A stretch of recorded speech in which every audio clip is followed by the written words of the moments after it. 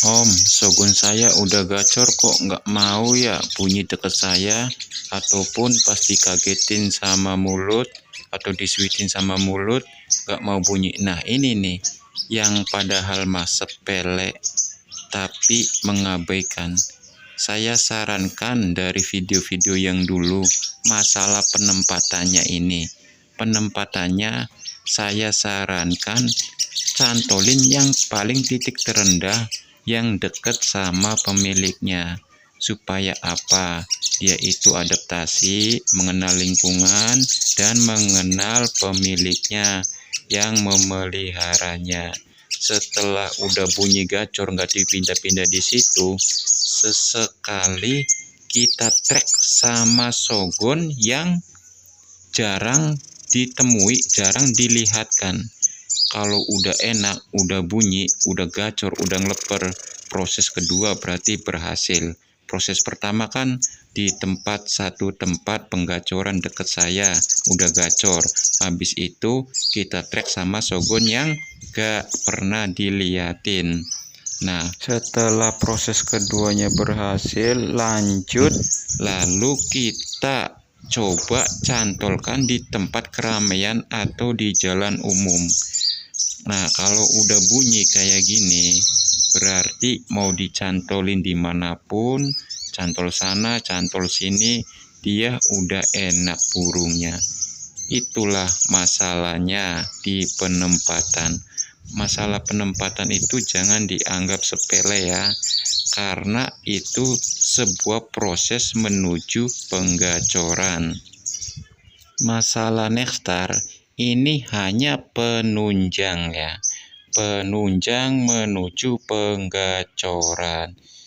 Jadi gini, nggak ada istilahnya habis dikasih racikan Nexstar yang paling super hebat, paling super jos, hari itu juga langsung gacor, langsung leper, langsung ngalas. Nggak ada ya, semuanya butuh proses. Paling cepatnya 1 minggu, paling lamanya 2 minggu.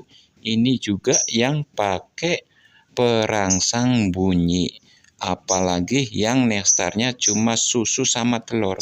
Jadi saya punya pengalaman pribadi ini kawan-kawan atau sedulur semuanya di sini yang menyimak video ini.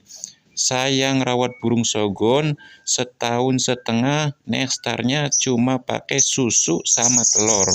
Susu sama telur tiap hari kayak gitu aja. Alhasil apa? Emang bunyi ngobrak, nggak mau ngalas, nggak mau ngeleper. Lalu saya penasaran, saya coba track sama Shogun yang belum pernah ketemu.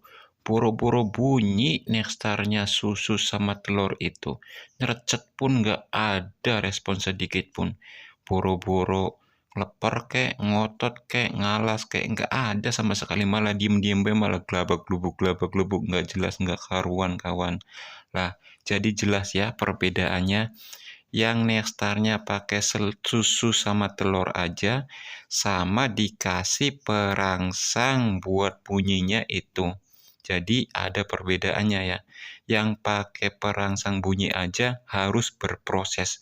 Apalagi susu sama telur tok. 1,5 tahun nggak ngeleper-ngeleper, nggak ngotot-ngotot, nggak bunyi-bunyi di track sama Shogun manapun. Tapi kalau pakai perangsang, walaupun kita perlu waktu, hasilnya dia mau ngotot, mau gacor, mau ngeleper. Lambat hari, lambat minggu, lambat bulan, lama-lama kelihatan hasilnya. Kalau berproses, Nexstarnya pakai perangsang bunyi ya. Jadi jelas ya perbedaannya. Jika teman-teman kurang paham, silakan tinggalkan kolom komentar, saya akan bantu jawab.